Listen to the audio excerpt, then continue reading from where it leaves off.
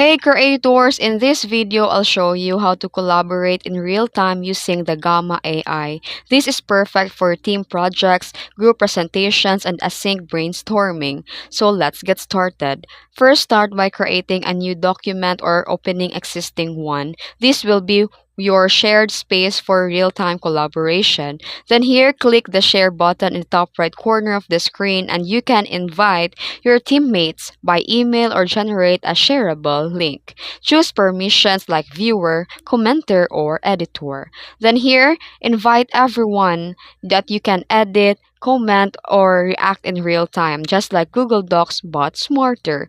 You can use Gamma built-in AI tools to brainstorm, reword, or structure the content together right in the docs. Then you can use comments and reactions. Click any block of the text and leave comments or suggestions. And the Gamma shows a live cursor and edit history. You always know who's doing what, no confusion, no mess. Then, ready to present? Just click present and share your screen. You can walk through the slides while teammates update live needed. And that's how easy it is to collaborate in Gamma AI. Whether you're remote or in person, it's seamless way to build, edit, and present together. If you found this video helpful, don't forget to like and subscribe for more tips.